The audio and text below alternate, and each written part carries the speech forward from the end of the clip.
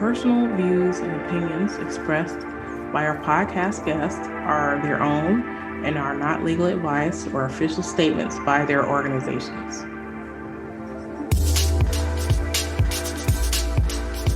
Hello, my name is Debbie Reynolds. They call me the Data Diva. This is the Data Diva Talks Privacy podcast, where we discuss data privacy issues with industry leaders around the world with information the businesses need to know now. I have a special guest on the show, all the way from the Bay Area, Swati Handa. She is Privacy Product Executive at X, formerly known as Twitter. Welcome. Hi, Debbie. Thank you for having me. Yeah. I have to admit, being on a podcast named Data Diva makes me feel I should be wearing a sparkling tiara. It's kind of missing. But that's what's missing. But other than that, the vibes are pretty good. Well, I'm so excited to have you on the show. I don't know what I had done, but you had reached out to me and you had congratulated me saying, I love the way you evangelize privacy. And I was like, that's so sweet that you just reach out and thank me. And I said, be on the show. You're like, well, yeah, why don't I? So I'm glad we're able to talk. You've had a very illustrious career in privacy and product areas. You worked in those areas at companies like American Express and Cisco and now X. Tell me a little bit about how you got into privacy. How did this interest get sparked in you in terms of a career path? Yeah, great question, Debbie. Even before I kick off kind of like my origin story, one of the challenges I feel with privacy and the work that you're doing, right? Again, I said that in a note, but I want to say that here again on the podcast. You're doing great work in making sure that people understand that privacy is front and center. It can't take a backseat and we expect somebody else to do the work for us. So thank you again. Thank you for making sure that privacy as a domain, as a subject, is front and center for all of us. I've listened to your podcast many times when I'm driving, I'm doing my errands, and I love the part where it just feels like a conversation versus, oh my God, this is yet another errand that I have to finish. It's like I have a friend driving with me and talking good stuff when I'm running to do the errands. So thank you for what you do. Thank you so much. That's so sweet. Oh, well, I always hope that's the case, right? I think about it myself when I'm listening to a podcast. I'm like, you don't want to be annoying. You want to make it fresh and interesting and not look scripted, So thank you. But more on you. More about you. Sure. So, Debbie, I cut my way into tech like nearly 2 decades ago, right? I started my journey at Amex. And as I was working through it, that was a place that taught me the weight of data responsibility. Each transaction wasn't just a data point. It's somebody's holiday, somebody's dinner, someone's emergency. Just what all you can glean from data. It's amazing what you can from just a spreadsheet or from sheets of data. That's the place where I feel I got to realize with great power comes great responsibility and what all we could do being in the tech space.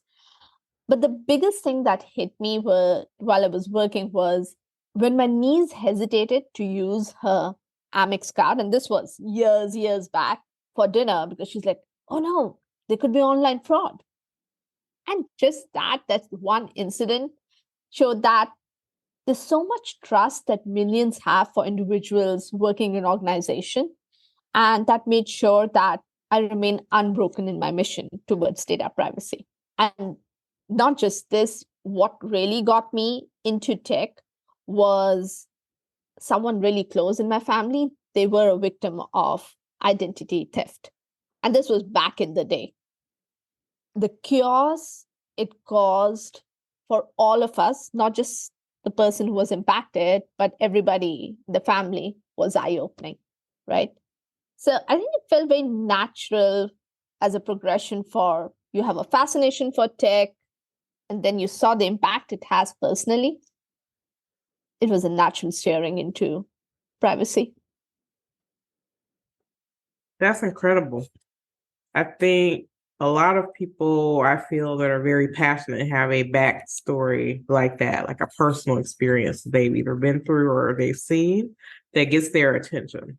There's something that you said already. This piqued my interest. And maybe this you said it before we started recording, was about data responsibility. So when I think about, for example, like AI right now, where there's this AI going wild, everybody wants to do AI, Mm-hmm. and no one really wants to be responsible. They're like, use it at your own risk. Yeah, yeah, I just coded it. It's not my fault that you got arrested or something. right, right. So when you talk about, I feel like people, especially in those areas around like finance, they understand the responsibility part. But I think as these new emerging tools are created, people sometimes are so fascinated or beguiled by what's happening, they're excited about the innovation. No one wants to take responsibility. And I feel like Yeah. in AI, every single person who's on the chain has some level of responsibility. So it can't be just like for a user, they can't say, well, why didn't the company tell me this? And the company can't say, well, it's all the customer's fault. So tell me your thoughts about that. I've always felt latest tech is awesome, right? It's like shiny, it's a new shiny tool on the block. People feel great about it. But true innovation is where the latest tech not only wows us, but it safeguards us too. So that to me is the real innovation, where I have confidence in using what you have created, be it an opinion that you share, be it a tool that you have created. I feel confident in using that. So I have a confession to make. I'm a big word game fan, Android, right? So anytime crosswords, be it any app, I'll just sit down and you'll see me scribbling. Yeah, that's kind of like my hobby, and that's what I enjoy. A few years back, and this was before Play Store had implemented the whole overhaul and giving it the apps ratings, my niece, she asked me to, like, hey, I'm leading on the leaderboard globally, and we live in different countries. So she was like, hey, why don't you download this app and we'll connect? Let me see if you can beat me, right? A good old challenge. And I'm like, yeah, that's a way for me to connect back. It's in the realm that I enjoy. Why not? And as I downloaded the app, I realized that it was asking me for all this location information, access to my camera. And that just hit me. I'm like, you're asking me for all this. I get it. It's a wonderful experience. The value it provides to the customer. Again, I'm looking at that product hat that I'm wearing and saying that it's wonderful how I can connect with someone that I love over a leaderboard. But at the same time, why do you need to know about all this information that I have about my location or the pictures? Why do you need access to my gallery? And that in itself made me think about the digital playground that we have given access to, that we have created. And you have all these creeps, so to say, hanging out and observing, just observing what you're doing. So, when we talk about AI, I feel it just amplifies that problem. I don't even know what's the right number, not 10x, not 100x. I don't have a number, but you get the idea. How that idea of ensuring that we have a wow, or the next app that we download or what we do continues to wow, as well as continues to be safe along with the value. And I think when you see things like that, like you said, it definitely erodes trust, right? Mm-hmm. You saw the game, you thought it was cool, you want to connect with your niece, and then you started asking questions, which you should ask, right? Like, why are you doing this? And I think, just like you said, along with the innovation, I think companies, when they're doing innovative things, they want people to adopt their innovation. They don't want people to not want to use their tool because of some setting that they put there that may not be aligned with the person. So for me, human centricity is vital because instead of the human being the product, the human is the customer. Exactly. It's not just a download. I know you're caring about how many people adopt it. You care, those are your key metrics, but there's a human at the end of it. And that's where I feel the practices of privacy engineering are helpful, which help build that gap between what's the right thing to do in ensuring the business moves the needle and achieves its goal, but what's right for the customer as well. I know that the tech companies breathe and sleep this whole thing around filling the gaps in privacy, not just on the legal side, but the technical side as well. But even companies who do not consider themselves tech companies have data, right? So almost any company is a data company. Data is a huge asset, but it can also be a huge liability, I guess, if you use it in wrong ways. Mm-hmm. What are you seeing from the beginning of my career? The way that I saw people see data, they saw data as like commodity, and it really is not anymore, right? It definitely is an asset, and it's something that if companies use it right, it can really help them or hurt them. Because I feel like it's almost like a double-edged sword that cuts both ways. What are your thoughts? You're absolutely right. In fact, I feel anytime, I'm just saying what's been around the block for anybody who's been in this profession is any application or any business that you use, anytime you're not paying for it, you are paying for it. You're just paying for it. The currency is in data, what you just talked about, right? So it is an asset. You're paying it with your behavior, you're paying it with your choices and helping them create a better product. So when that tech is being used for enhancing the product, but unfortunately, as you said, not just the big tech, organization of all sizes have this data. And it is important of how they use this data and give user the control of that data. That's the most important part. It's like, hey, there needs to be a universal respect for privacy.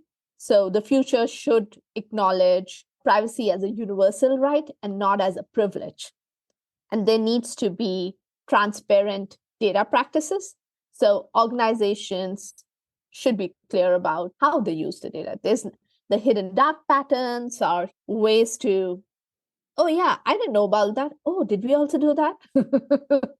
Oops is not an acceptable response. That's the idea behind it. That's true.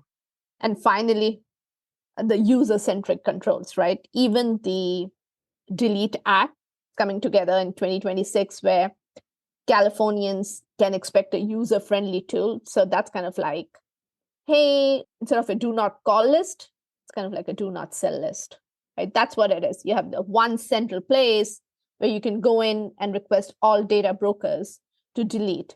So it's one thing for them to pass the act. The challenge would be, how do you build something which is effective?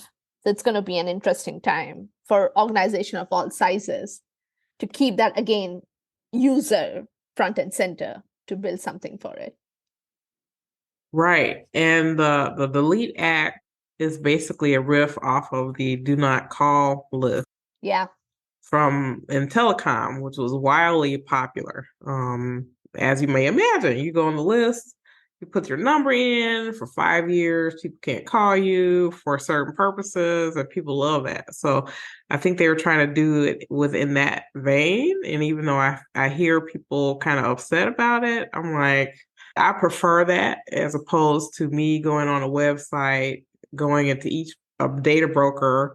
Like one website can have like 200 data brokers and I have to opt out each person, right? So now they're putting the work on the companies who want to use this data. So yeah, I think it's a great thing. I think it's a great thing. I want your thoughts about, well, I'll tell you what I'm thinking about and what I'm concerned about. So I feel like what is being created now is like a new caste system when it relates to data. So instead of the have and have nots, right, we're going to have the knows and the know nots people who have access to data, who can do things with information, and people who don't. What are your thoughts about that? Interesting. Basically, what you're saying, again, it kind of like dials back to data is your super currency. It's like, so interestingly, and people say that about your network too, right? It's like, it's not what you know, it's like who you know. But here it's interestingly, and I'm actually going to tie it back to the work that you're doing, Debbie. It's like, hey, the awareness for privacy. It's not about, hey, we know about privacy, but the implications it has. So those who do listen to your podcast have an edge versus those who will discover it soon. How about that? So those who have discovered it and those who have not. So that's what my thoughts around essentially the data piece being. I agree with you. A lot of it has to do with the information you have access to and then how fast you act on that information. A lot has to also do with the access to resources that you have and how fast you act on it. I mean, the whole AI boom of apps that has sprouted that last 1 year that we are, not even, it's less than 1 year, it's a couple of months. And you have all the VCs investing and ready to, it has a .ai in the end of the name and they're ready to write you a check. So, and it's all because they're like, oh, we have this, and you want to ride the wave and you get that information. It all goes back to access to information and how do you solve for a particular use case versus trying to solve for, oh, yeah, they can yet again summarize a document or give me something, whether it's legible or not, but I can give you something. So now it's that next phase that I see in AI and access to information of where I see people coming up with specific use cases to solve versus just general capabilities. I agree with that. As a technologist, I don't love everything that people try with technology. And so I'm happy to support when I think, okay, this is a great way to use technology. I really like the way that they did this. And then other people are like, oh my God, I can't believe they're going this way. But I think the future will be more human centric because a lot of these laws, that is the gap that they're trying to fill, right? Because we feel like businesses have the upper hand, right? Mm-hmm. I think that the business to consumer relationship is always asymmetrical, but the asymmetry, I think, is getting just out of hand. Like you were saying, you don't know whether it's 10x, 5x, 10x. I mean, it's like an exponential asymmetry that's being created with a lot of this technology.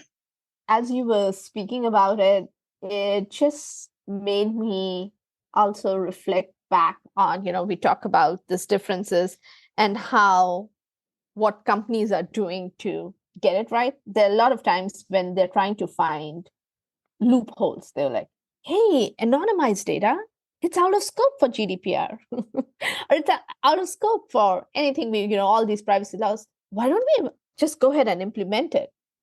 Such a cool word, but in reality, getting down to true implementation. So I was reading this report that NIST and US Census Bureau came out with a couple of days back.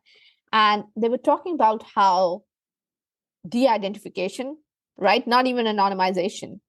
It's pivotal, but it's not infallible.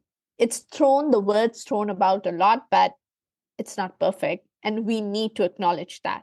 There is some way where it can be through quasi-identifiers or through methods that we haven't thought through yet. It is possible to do that. And then there was another one. So there were three things that really got my eye in that report was, the second one was around encryption. They were like, hey, this is valuable. Let's just encrypt it. I mean, it has its merits. I'm not going to deny. But anybody who works in business knows how expensive and how hard it is to implement any of it and do it in a way which is scalable, which is cost effective, and at the same time makes access to data effective, right? So basically, you can't get an expensive lock and expect all your problems will be solved because you got to really have that defense in depth mindset versus just get a heavy lock for everything. Because every time you get out of the house, there's a flaw, somebody can get in, right? So I'm just using analogies, but I'm essentially trying to get at where de-identification is not perfect, encryption is not your solution to all. Differential privacy, I feel there's merit there, but a lot of it has to be done. It's an emerging start, right? So it's not perfect yet. It's not scaled out yet. There are organizations who are building frameworks to implement it, but we'll see how does it deal with the test of time and does it scale well across the tech industry or not. Yeah. Those are all fascinating things. And I agree. I love to see all these different things happening.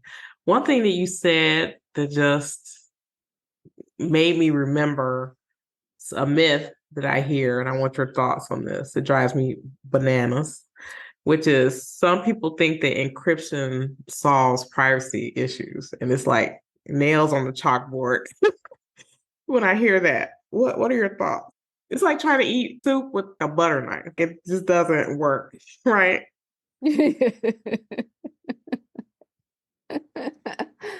Yeah, you get the taste of it, sure, with the butter knife, but you're not going to finish your, and it's not going to be effective in any way in getting the soup through your tummy anytime soon.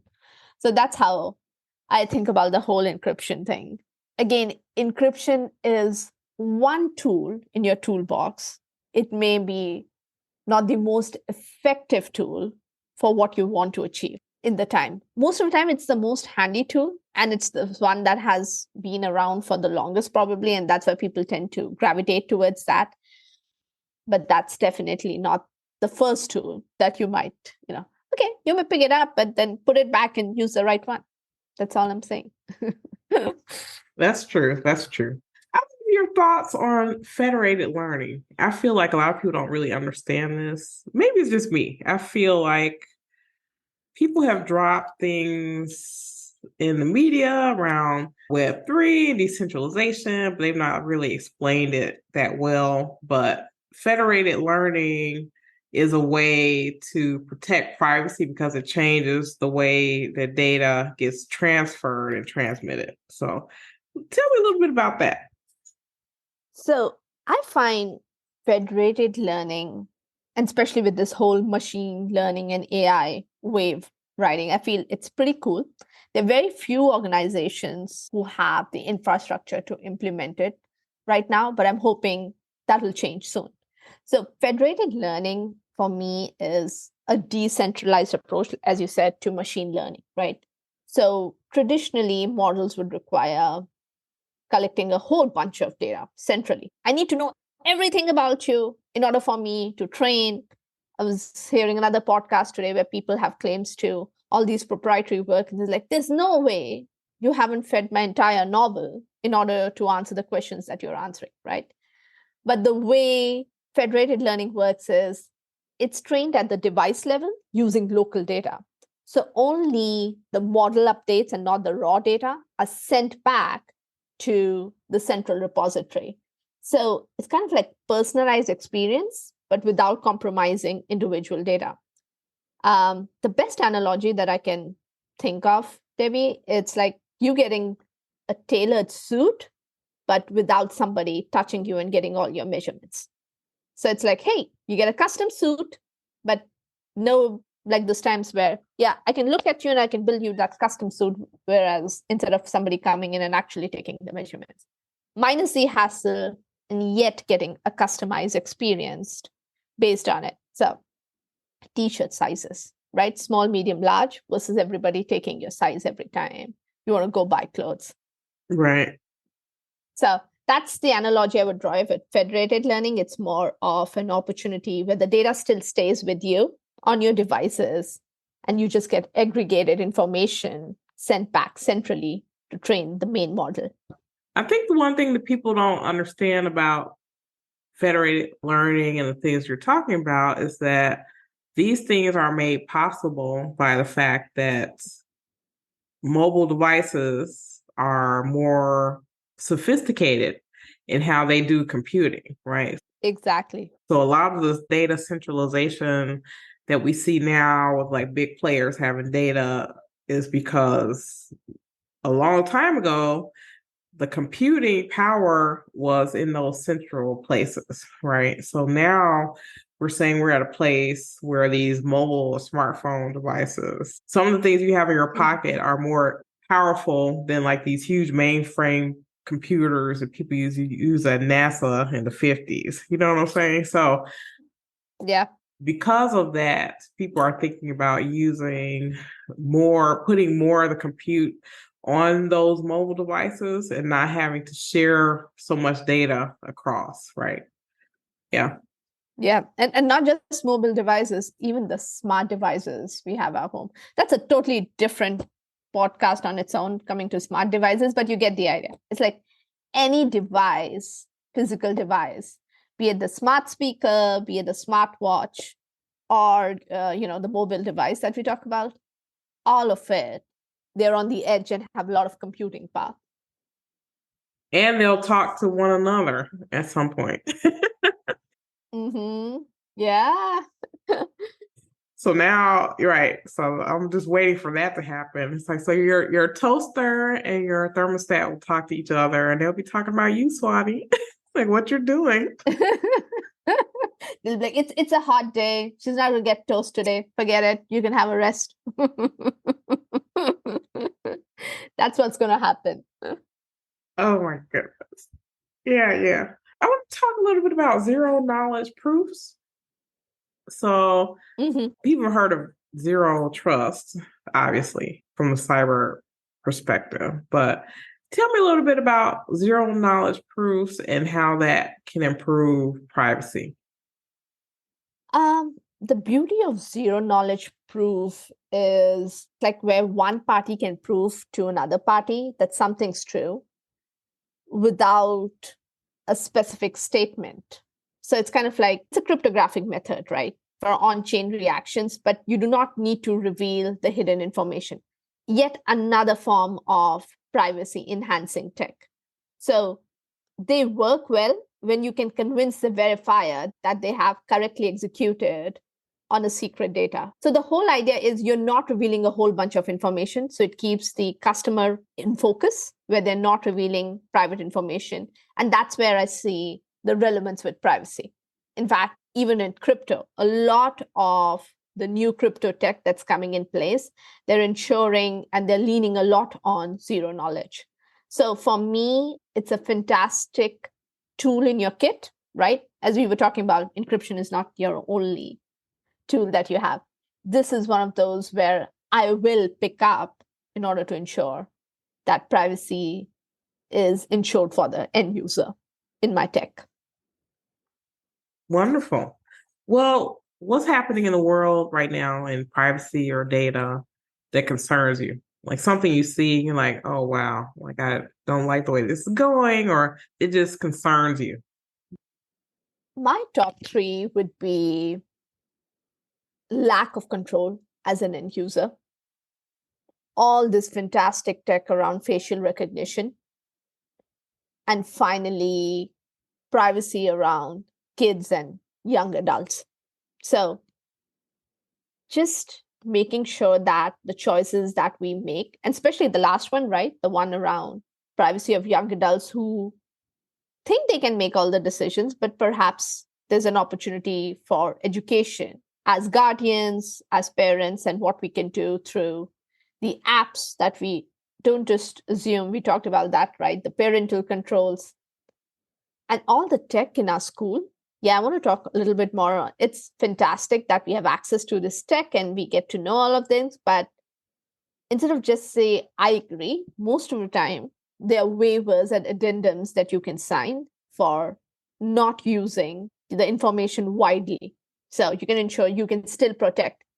Don't just yet sign another form. I know it's easy and it gets you out of the way, but just being aware that there's a lot going on in the tech with our schools and our children. Yes, we have the COPA here in the US and then there's GDPR, but there's a bigger narrative here, right? It's like, what do we do to ensure the safety of the young ones in our lives and around? How do we And the landscape, right? Debbie, you know this. And in fact, I'm sure a lot of listeners do. 70% of the countries in the world, so 137 out of the 193, have some form of privacy laws. So the landscape is constantly updating. To expect an average caregiver or parent to be aware of these laws is out of the question. I mean, that's not a fair expectation. But what is and can be encouraged for all of us is, how do we ensure that there is education and awareness that we bring to the young ones and tell them that it's okay for you to question, do I really need to sign this? And how will you use this? I mean, I encourage the people in my lives to do that. And it's interesting where there are alternatives, and it's not about yet another form to sign. It's more about what can we do to show that we are aware and that institutions around us need to ensure that safety. I agree. I kind of feel sorry for schools where the parents are privacy professionals, because you all ask a lot of questions, and you probably give people a lot of heartburn when you ask them those questions, but they're all fair. They're all fair questions. And I think the gap I feel a lot of times is that companies or schools, when they're dealing with children, or almost any company, when they are trying to implement like an emerging technology, Mm-hmm. and they think of it as an exchange for, okay, we did it this old way. Now here's the new way. I'm like, well, the new way is totally different. And the new way collects more data, and the new way gives you more risk, right? So if people are thinking about it as like a like for like exchange, you can see how they don't really understand the gap. So let's say, for instance, you had a permission slip that was a paper that someone put on the back of your kid's shirt, and you came home, you signed it, you gave it to them. Now all that stuff is electronic. So now you're like, okay, you're increasing the risk, right, of this data now, because it can be disseminated in so many different ways, but you're not taking those steps to assess those differences and try to mitigate that risk. What are your thoughts? 100%. But what I do want to say is, I don't think that privacy's future is overshadowed by everything else. Like, to what you said, right? I think privacy's future is pretty bright, but only if we steer it right. So unless we as a society ask those questions, yeah, we're going to be pain in the butt for someone. But I feel when 10 people ask the same questions, somebody's going to stand up and take notice. They're like, okay, we got to do the right thing. And because that's the right thing to do, as I said before, right? Privacy is not a privilege. It's a universal right that we want to ensure people understand, that universal respect for privacy. Wow. I love that. It's very deep, very deep. I love that. So if it were the world according to you, Swati, and we did everything you said, what would be your wish for privacy anywhere in the world? So whether that be regulation, technology, human behavior, what are your thoughts? What would be my one wish for privacy? Is that what you're saying? You can have more than one. Okay. Okay. You know what? I'm going to stick with what I've been saying the entire time. That universal respect for privacy. That's something that I really live and breathe by. Transparent data practices. Again, wherever we are in the world. And finally, user-centric control. You should really feel you have control over the data being used in any aspect of your life, be it the car you drive, be it the watch you wear, be it the phone you use, or the device you use to have your next conversation. So balancing that utility with protection, right, and empowering the individuals is really, really important. So, but I like the way you put it, Debbie. It's like, you're kind of like the genie who's asking me, what wishes? And you know what's the cool part, Debbie? So I, by ethnicity, I'm an Indian. So, and we believe in that at least once time in a day, one time in a day, whatever we say actually comes true. So what I'm hoping for, that when you ask me this question, that's what happened. This is the time. I don't know if it's a myth, if it's something we believe, but or it was something that was passed down to me to encourage me to say positive things and move on, move forward. I don't know if that's true or not, but what I'm hoping for is that as we talk about this really becomes a reality, that universal respect for privacy, transparent data practices, and user-centric control. Those are high, very high on my list. I agree with you completely. Well, thank you so much. This has been such a joy to have you on the show, and I'm sure people learn so much from you. And you just have such spark. I can tell that you feel this in your heart. You're not just a seasoned executive and professional, but you just have a heart for people, which is, I think, the best that you can ask for someone in your profession. Thank you, Debbie. Feels awesome to get that compliment from you. Big high. Thank you. Well, thank you so much for being on the show. This is tremendous, and I'm sure that everyone will enjoy the episode as much as I do. Thank you so much. Thanks, Debbie. Thanks for having me. You're welcome. Talk to you soon.